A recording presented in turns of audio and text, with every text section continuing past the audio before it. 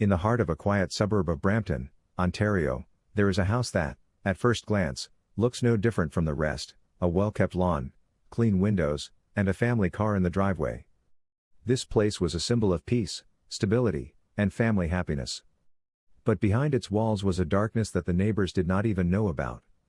One evening, this house became the center of events that shocked not only the city but the entire country. What began as an ordinary family idyll ended in a tragedy that changed the lives of everyone involved forever. What happened in this house? How did a place that was supposed to be the most secure in the world turn into an arena of unspeakable horror? What made the man who was supposed to protect his family cross the line from which there is no return? This story will make you question how well you know those around you. Listen carefully, because what you are about to hear is not just a tragedy, this is a story that reveals the darkest corners of the human soul. Malcolm and Naomi Bennett met in Jamaica, where they both grew up in traditional families, where the importance of family values and working together was an integral part of life. Their marriage was the result of love and shared dreams of a better future. When Malcolm was 24 and Naomi was 20, they decided to leave their home island and move to Canada, settling in Brampton, Ontario. They began to build a life from scratch. Malcolm joined the police force, aiming to become a community protector, while Naomi dedicated herself to making their house a home and working as a teacher's aide at a school for children with developmental delays. They were persistent, hardworking, and mutually supportive, which allowed them to quickly adapt to their new environment. A few years after moving to Canada, Malcolm and Naomi became parents. The birth of their daughter, Aya, was an important milestone in their lives. Born with developmental delays, Aya required special attention and care. It was not only a challenge for the parents but also a test of their unity. At the time of the incident, Aya was 13 years old. She was a child with intellectual disabilities, which meant that her thinking and emotions remained at the level of younger children. Aya loved to draw, and her room was filled with colorful drawings of fantasy worlds, unicorns, magical forests, and magical creatures. She loved fairy tales, which she often told her mother, adding her own illustrations to them. Aya often spent time with Naomi, who was not only her mother but also her best friend. They would go for walks together in Chinguacousy Park, where Aya would enthusiastically feed the ducks and collect leaves for her applications. Her childlike sincerity and innocence were a source of joy for her parents but also made her vulnerable to reality. For Malcolm and Naomi, raising Aya became the center of their lives. As a police officer, Malcolm often said that his mission was to protect not only the community but also his own family. His colleagues and neighbors considered him a role model, but at home, he was reserved and did not always openly show emotion. His authority remained unquestioned, but his relationship with his daughter was limited to formal conversations. Naomi, on the other hand, was the one who fully devoted herself to the family. She provided Aya with the stability she needed to develop comfortably while also trying to support her husband. Her work at a school for children with developmental delays helped her better understand her daughter's needs and provide her with an environment where she could feel safe. To neighbors in the community, the Bennetts looked like the perfect family. Malcolm was a respected officer with an impeccable reputation, Naomi was a loving mother and caring school employee, and Aya was a charming little girl who always smiled and waved to neighbors as she passed. They participated in local events and attended church. They were always there for each other, but behind the facade of harmony, there were cracks. What seemed perfect turned out to be just a shell hiding darkness. None of the neighbors could have imagined how far the problems hidden behind the closed doors of their home would go. In the first months of 2024, Naomi Bennett began to notice changes in the behavior of her husband, Malcolm. At first, it seemed like small things that she attributed to fatigue or professional stress. Malcolm had always been dedicated to his work, often working overtime to provide for his family, but suddenly everything changed.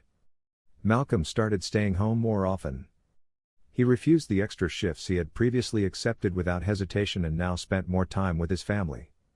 At first glance, this seemed like a welcome change. Naomi thought that perhaps her husband was choosing to focus on his family, but his behavior became increasingly strange. Malcolm began to pay excessive attention to his daughter, Aya.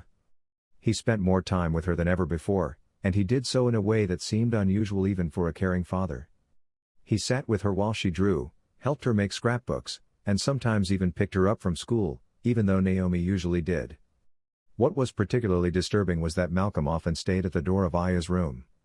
He would find an excuse to be near her, either to check if she was okay or to talk about her drawings. His voice was quiet and soft when he spoke to his daughter, almost coaxing. Something about this excessive attention made Naomi uneasy, but she pushed her thoughts aside, trying to convince herself that her husband was simply becoming more involved in their daughter's upbringing. The first real worry came when Naomi was washing Malcolm's police uniform. Among other things, she found a bottle of lavender-scented lotion that belonged to Aya. It was her favorite lotion that she used every day. Naomi recognized it immediately because she always left the bottle on the shelf in her daughter's room. Her heart fluttered. She held the bottle in her hands and tried to find some logical explanation for why it could be in her husband's pocket. Perhaps he had just taken it by accident, but the more she thought about it, the more strange it seemed to her. A few days later, Naomi overheard a conversation that finally shook her confidence. It happened late at night when she was passing by Aya's room. The door was slightly ajar, and she heard Malcolm's quiet voice. "It's our little secret," he said gently. Aya replied something slurred, but her childlike voice was calm. Naomi froze. The words "little secret" stuck in her mind like a cold stone. What did he mean by that? Why did he sound like that? Naomi tried to find an explanation for what was happening. She argued with herself, is it just my imagination, or am I getting myself all worked up? He's her father, he couldn't. But part of her subconscious already knew the answer, although she was afraid to admit it. She began to observe Malcolm's behavior more closely, noticing every little thing. At the same time, she felt isolated in her fears. Who could she tell about her suspicions? What if she was wrong? But what if she wasn't? Naomi felt her anxiety growing with each passing day. She could no longer look at her husband the way she used to. With each passing day, a fear was building in her mind that she could no longer ignore. It was an ordinary night at the Bennett home. The clock in Naomi's bedroom read 3 a.m. when she suddenly woke up. Her eyes fell on the empty half of the bed. Malcolm was not there. At first, she thought he had gone to the kitchen to get a drink of water or to the bathroom, but a strange feeling began to grow. Something didn't seem right. The silence in the house was oppressive. She listened. Naomi heard faint sounds coming from the hallway, from Aya's room. Naomi carefully got out of bed so as not to make any noise. She went to the door and froze. The faint light coming from under the door of her daughter's room seemed alien. Her heart began to beat faster. She took a step forward and saw that the door was slightly ajar. Malcolm was sitting on Aya's bed, dressed only in his underwear. His hand was on the leg of his daughter, who was wearing short pajamas with a unicorn print. He was gently stroking her leg, and his voice sounded soft but ominous. "This is our little secret, remember? No one can find out." Aya was silent. Her face was puzzled, and she lay motionless, looking up at the ceiling. Her childlike eyes were filled with fear and confusion. Naomi froze. Her mind refused to accept what she was seeing. Seconds seemed like an eternity. Her blood was boiling, and rage began to overwhelm her shock. She sharply pushed the door open, which creaked, cutting through the silence. "What are you doing?" Her voice sounded sharp, almost shouting. Malcolm flinched and jerked his hand away. He stood up quickly, trying to speak calmly. "It's not what you think, Naomi.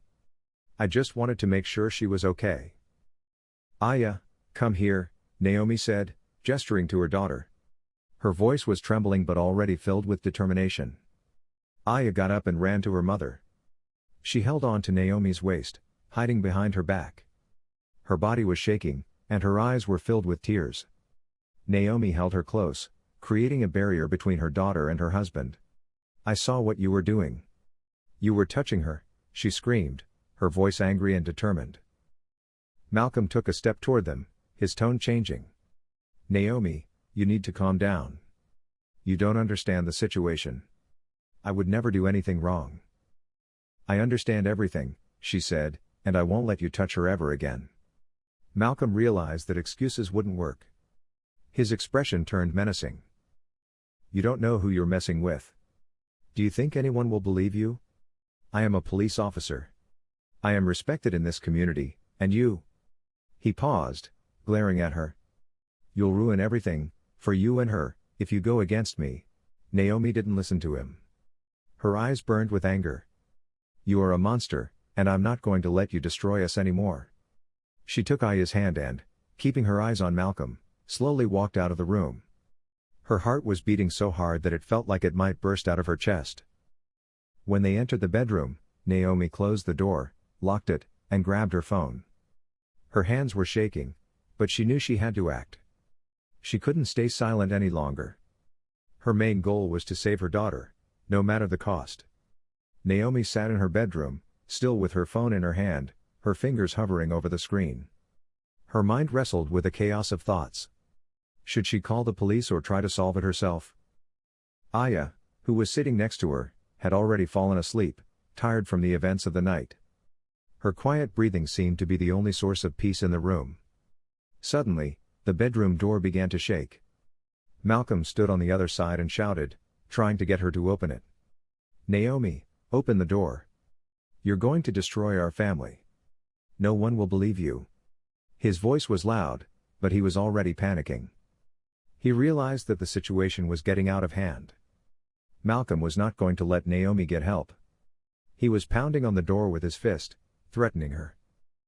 "If you think you can ruin my life, think again," he shouted, his tone becoming more and more threatening. Naomi was trembling with fear. Everything she had been holding inside for months was now bursting out. She knew this could not go on. She would not let him hurt their daughter anymore. Her eyes fell on the drawer where Malcolm always kept his service pistol. The decision came suddenly, like a lightning strike. She opened the drawer, pulled out the weapon, and for the first time, felt the cold steel in her hands. Her heart was beating faster, but her eyes were filled with unbreakable determination. She pushed open the door. Malcolm stood in the hallway, his face distorted with anger and despair. He saw the gun in Naomi's hands and froze.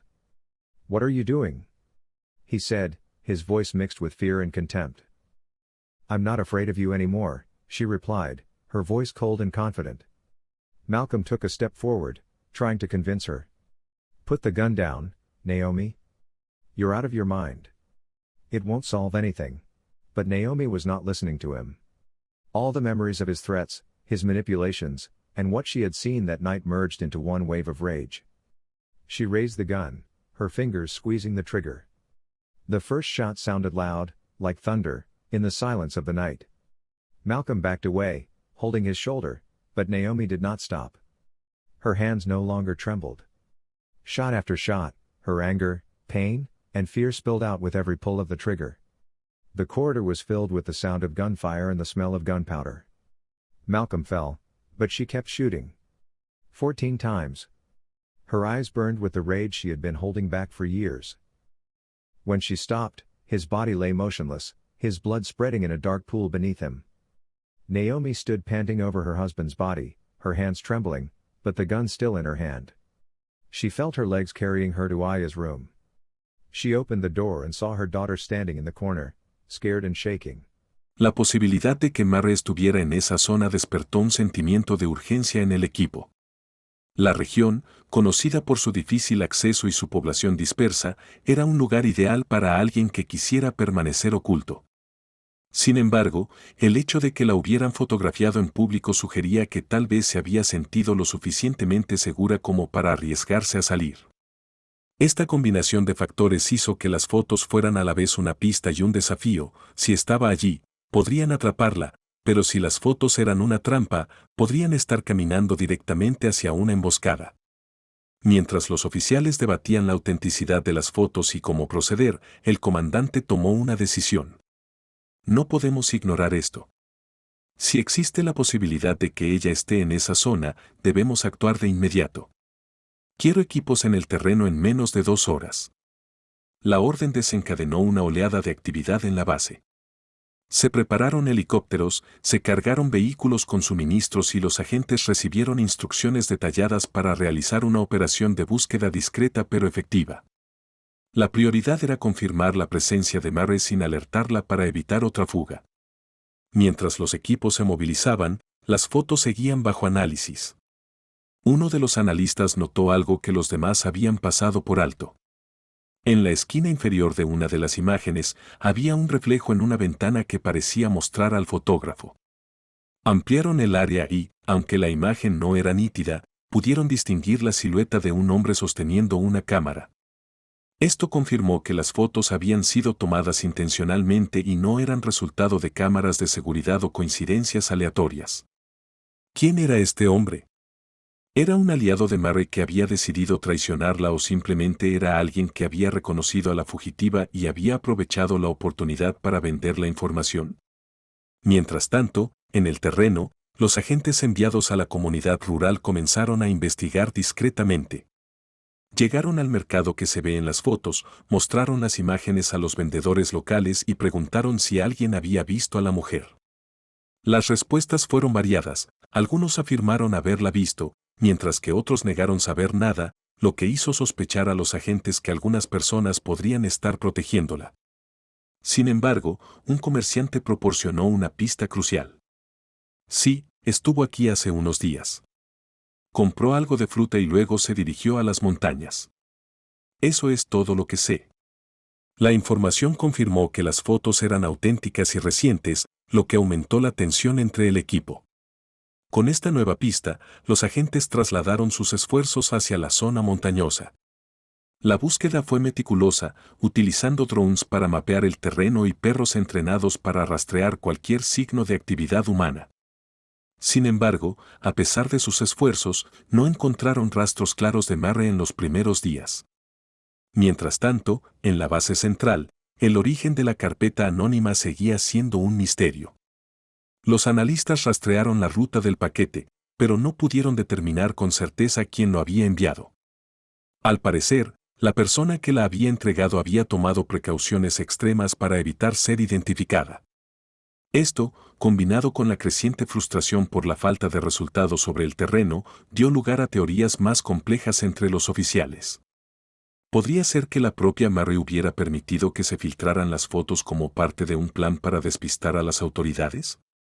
La idea parecía absurda, pero no se podía descartar. Los días siguientes estuvieron marcados por una mezcla de avances y retrocesos. Si bien los equipos en el terreno aún no habían encontrado evidencia concluyente de la presencia de Murray en la zona, las fotos seguían brindando pequeños detalles que permitían a los analistas afinar sus búsquedas, cada árbol, cada sombra. Cada rostro en las imágenes fue examinado cuidadosamente en un esfuerzo por reconstruir los movimientos de la fugitiva. Cuando las fotografías confirmaron que todavía estaba viva y aparentemente escondida en una región rural montañosa, la presión sobre las autoridades aumentó exponencialmente. En colaboración con las fuerzas de seguridad nacionales e internacionales, la policía diseñó una operación masiva y coordinada para buscar en cada rincón de la zona y finalmente capturar a la fugitiva. Esta operación sería meticulosa, implacable y, sobre todo, riesgosa, dada la historia de Murray como astuta estratega y líder criminal. Los preparativos comenzaron tan pronto como se confirmó la autenticidad de las fotografías. Los analistas determinaron que las imágenes correspondían a una zona específica en las montañas del norte del país, cerca de una comunidad aislada conocida por su terreno difícil y densos bosques. Era el lugar perfecto para alguien que quería desaparecer del mundo, pero también suponía un importante reto logístico para las fuerzas de seguridad. Sin embargo, con las fotos como punto de partida, las autoridades elaboraron un plan detallado que incluía varias fases: reconocimiento aéreo, infiltración terrestre y, de ser necesario, un asalto final. La operación comenzó antes del amanecer. Helicópteros equipados con cámaras térmicas y drones de alta tecnología sobrevolaron la región. El objetivo inicial era detectar cualquier signo de actividad humana en las zonas donde se habían tomado las fotos. El terreno era difícil, profundos barrancos, arroyos sinuosos y una densa vegetación limitaban la visibilidad desde el aire.